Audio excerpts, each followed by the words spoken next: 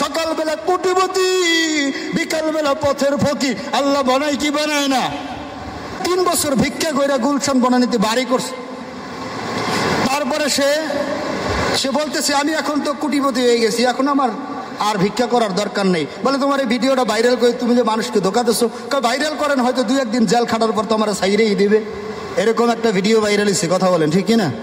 আপনি বর্তমানে বাংলাদেশের যে অবস্থা, একটা রিক্সাওয়ালা যদি দৈনিক 500-600 টাকা ইনকাম করতে পারে করে কি করে না? একটা অটো রিক্সাওয়ালা যদি 500-600 টাকা তার ইনকাম থাকে দৈনিক, তাহলে ওই লোকটা প্রায় 15,000 টাকার মতো ইনকাম আছে না নাই? তো যে ব্যক্তির 15,000 টাকা ইনকাম, আর আমরা মাদ্রাসা মসজিদে আছি আলহামদুলিল্লাহ, সবাই তো এরকম মসজিদ মাদ্রাসা উভয় নিয়ে থাকতে পারে না। সাধারণভাবে গড় হিসাব করলে কেউ মসজিদ নিয়ে আসে, কেউ মাদ্রাসা নিয়ে আসে। তাহলে মসজিদ মাদ্রাসা নিয়ে থাকলে, শুধু মসজিদ থাকলেও সর্বোচ্চ 10,000 টাকা এরকমই তো আসবে নাকি, অথবা 12,000। ভিআইপি মসজিদ 15,000, বড় বড় মসজিদ 30-40 হাজার টাকা দেয়, সেটা ঠিক আছে। কিন্তু এরকম সব মসজিদ থেকে তো দেয় না, ঠিক কিনা? তাহলে আপনি 15-20 হাজার টাকা, আপনার বিবি গার্মেন্টসে কাজ করতেছে, আপনি কাজ করতেছেন, প্রতি মাসে 20-30 হাজার টাকা ইনকাম, কম হলো 20,000 টাকা। তারপরে বলেন হুজুর গরিব মানুষ তো আমের গাছ লাগাইছেন, বাড়া বলেন আমের বাড়া, ওইটার ভিতরে একটা অঙ্কুর থাকে কি থাকে না?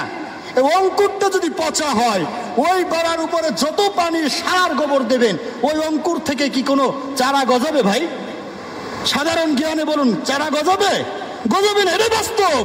তাহলে আপনার ভিতর যদি পচা থাকে, আপনি কোটি টাকার মালিক হলেও আপনার দ্বারা হজ সম্ভব না, কোটি টাকার মালিক হলেও আপনার দ্বারা যাকাত দেওয়া সম্ভব না, কথা বলেন ঠিক না?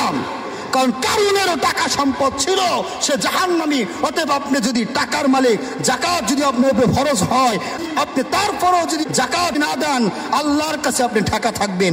এই হিসাব যদি করি, প্রায় 100-এর ভিতরে 100-এর ভিতরে 95% মানুষ যাকাত দিতে পারে, ঠিক কিনা বলেন? এরকম গরিব আপনি আমাকে দেখান।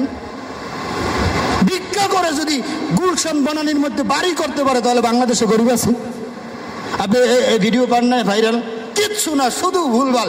100 ভিক্ষুককে, 100 প্রতিবন্ধীকে আপনি দাঁড় করাইবেন, ওকে তদন্ত করবেন, আসলে ওর পাও বেকা, আসলে ও ঠ্যাং ভাঙ্গা কিনা।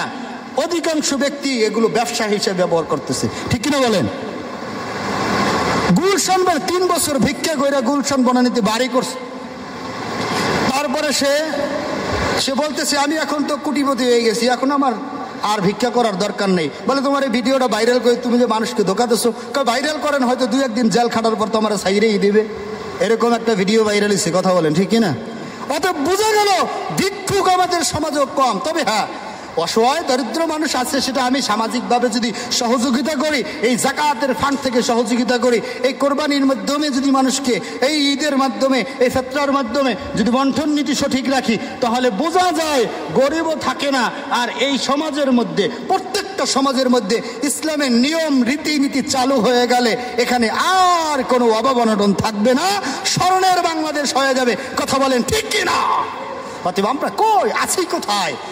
এই জন্য বলবো রে ভাই, দুনিয়ার বড়াই সারিয়া দাও, কিসের টাকার বড়াই, কিসের এত বড়াই করো রে মুসলমান, সব বড়াই সারিয়া দাও, আমার মালিকের পাগল হও,